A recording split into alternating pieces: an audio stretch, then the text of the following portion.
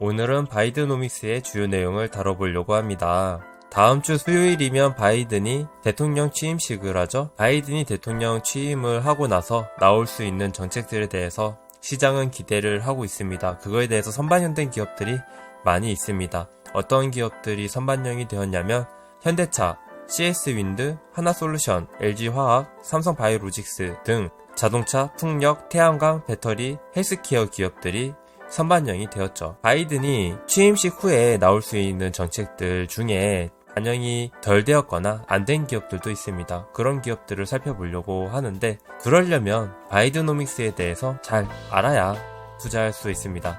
우선은 투자를 할 때 탑다운 방식이라고 해서 거시경제부터 살펴보고 미시적으로 접근을 하는 방법을 채택하는 방식이 있는데, 바이든 정책의 거시정책을 먼저 살펴볼 겁니다. 보시면 실업급여 증액과 기업들 지원금, 그리고 증세, 보험의 확대, 최저임금 인상까지 더해지면 이게 다 무슨 말입니까? 돈을 풀겠다는 내용이고, 그리고 사람들이 돈을 더 벌 수 있는 환경을 만들어 주겠다는 내용입니다. 예를 들어서 이 9천억 달러를 각 업계에 지원금으로 주고, 그리고 최저임금 인상을 통해서 사람들이 시간당 벌 수 있는 금액을 늘리면 어떻게 될까요? 일단은 달러를 푸는 거기 때문에 달러의 가치는 떨어집니다. 그리고 달러의 가치가 떨어지면 물가는 어떻게 되겠습니까? 최저임금 인상이 되면은 물가가 높아지는 게 기본 원리입니다. 문재인 정부에서 최저임금을 급격히 올리니까 여러분들 물가 상승을 체감하고 계시지 않습니까? 미국도 이렇게 최저임금을 7.25달러에서 15달러로 인상을 단계적으로 하게 되면은 물가가 높아질 겁니다. 이렇게 되면은 증시에 상장되어 있는 기업들은 엄청나게 호재에 가깝습니다. 왜 이게 호재가 될까요? 예를 들어서 반도체를 하나를 팔았을 때 5만원을 벌었어요. 근데 최저임금이 2배로 올랐듯이 반도체 가격도 5만원에서 10만원으로 오른 겁니다. 근데 필요한 반도체 개수는 가격이 올랐든 떨어졌든 똑같은 개수가 필요하지 않겠습니까? 그러면 똑같은 물량을 팔았을 때 기업의 매출은 더 크게 늘어난 것으로 보입니다. 물론 이익도 이 가격이 올라간 만큼 더 커 보이는 현상이 발생하면서 기업들의 평균 PER이 낮아지게 됩니다. 평균 PER이 낮아지면 기업은 저평가라는 관점이 생기면서 기업의 투자금이 흘러 들어가게 되고, 그러면 그 기업은 주가가 올라가게 되겠죠. 그래서 이 거시 정책을 통해서 앞으로도 증시는 안정적으로 상승을 하든 아니면 조정을 하더라도 급격한 하락은 피할 수 있는 뒷받침적인 배경이 된다고 생각을 합니다. 물론 변수는 계속해서 추적을 하고 조사를 하면서 투자를 계속 하셔야지 대응이 가능하니까 공부는 멈추지 마세요. 바이드노믹스의 대외 정책으로 넘어가면, 여기서부터는 정책 하나하나에 따라서 관련주가 나올 수가 있습니다. 일단 다자간 체제 복귀라면서 환태평양 경제동반자 협정 CPTPP에 복귀한다고 얘기를 했고, WTO 세계무역기구의 역할을 인정한다고 합니다. 여기서 얘기가 나올 만한 게 뭐냐면, 환태평양 경제동반자 협정, 이 기업들 살펴봅시다. 한세실업, 박림, 영원무역, 태평양물산, SG충방 등 차트들 보면은, 자, 한세실업 차트 8월부터 많이 올랐고, 박림도 8월부터 많이 올랐으며 최근에 수급이 보이죠?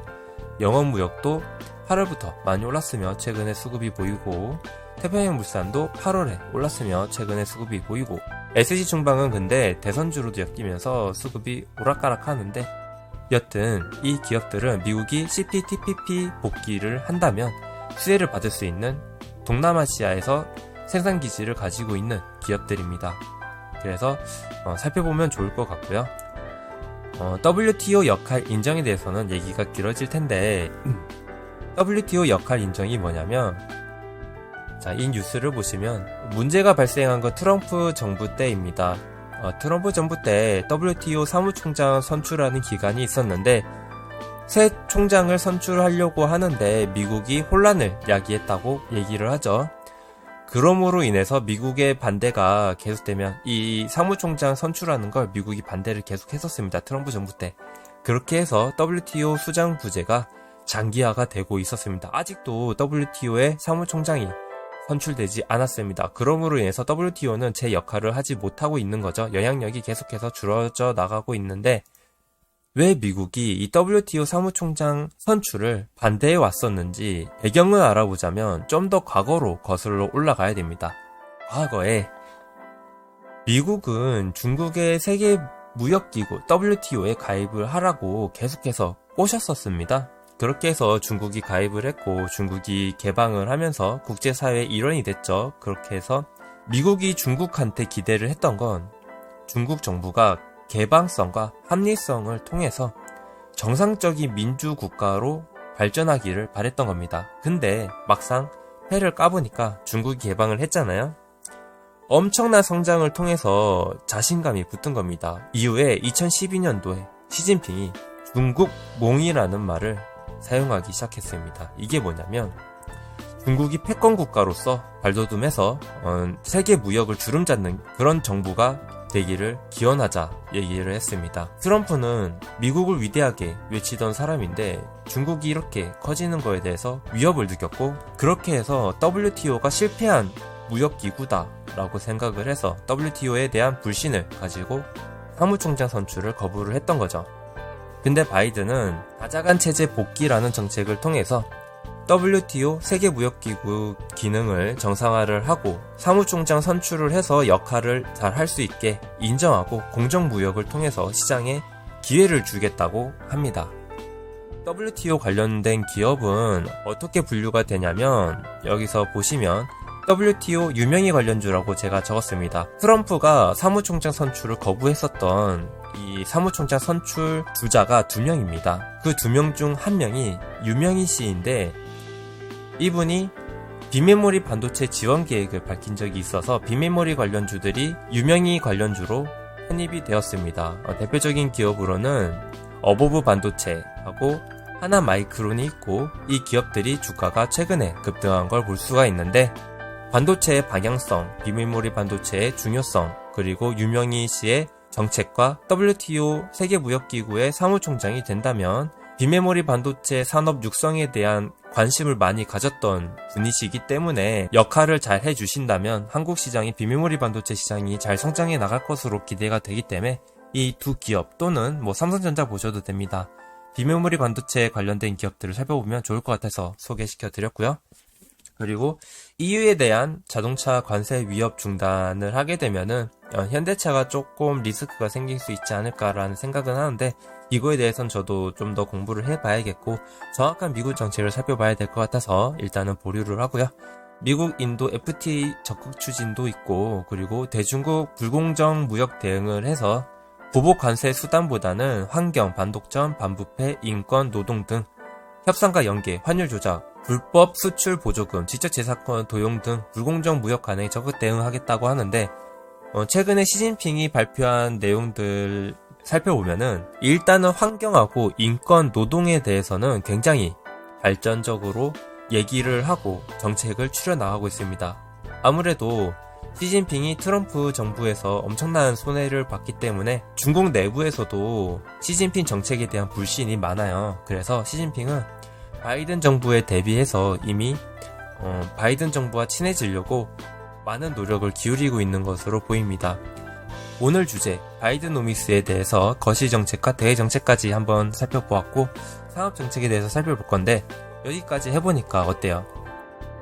지금 이 정책들, 미국에서 발표한 정책들에 대비해서 지금 한국 정책들도 다 따라가고 있죠. 그리고 앞으로 있을 한국 대선 주자들도 공약을 내세울 때 바이든 정부와 친해질 수 있는 공약들을 내세울 가능성이 높습니다. 그래서 제가 말하고 있는 이 기업들을 살펴보거나 테마주들을 공부를 하고 그리고 이 정책들에 대한 종목들을 찾아보신다면은 단순히 어느 후보와 고등학교 동창이라더라 그래서 주가가 오르는 기업보다는 실제로 수혜를 받을 수 있는 정책을 하는 케이스로 정책주로서 주가가 오르는 기업들을 선침해서 큰 수익을 얻어나갈 수 있으니까 살펴보시면 좋을 것 같아요. 그래서 같이 공부를 계속 같이 해보고 그리고 필요한 내용이 있거나 궁금한 내용 또는 저한테 공유를 해주고 싶은 기사나 내용이 있으면 댓글에 남겨주시면 제가 댓글은 다 챙겨보고 있거든요. 다 챙겨보도록 할 테니까 같이 공부 내용을 공유해 봅시다. 그리고 산업정책 살펴보겠습니다. 미국 제조업 경쟁력 강화,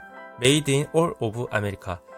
미국에서 생산을 한 거를 사용할 수 있게 연방정부 예산을 쓰겠다. 5G, 인공지능, 바이오 등 미래산업에 투자를 하겠다 발표를 했었습니다. 근데 여기서 연방정부의 제품을 판매를 하려면 100% 미국에서 생산한 부품들로만 완제품이 만들어져야만 합니다. 그거를 대비하기 위해서 우리나라 기업들, 현대차라든지 삼성전자라든지 이런 기업들이 미국에 공장을 지었죠. 그거에 대한 대응을 대기업들은 해나가고 있고요. 개인적으로는 이 테마를 말씀드리고 싶습니다.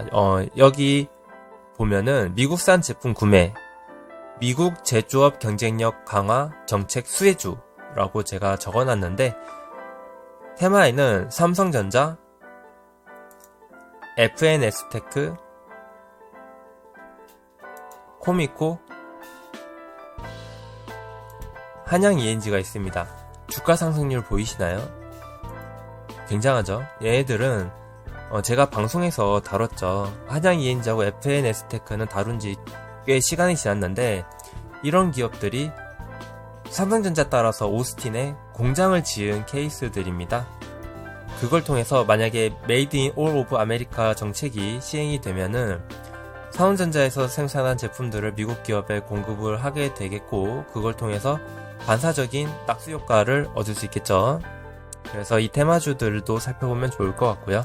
주가는 이미 오르고 있는데 지수가 상승한 만큼 오른 정도라고 생각을 합니다. 그래서 아직 비싼 거는 아니고, 제가 영상 올린 것들 보면서 앞으로 더 먹을 것이 있는지 살펴보면 될 것 같습니다.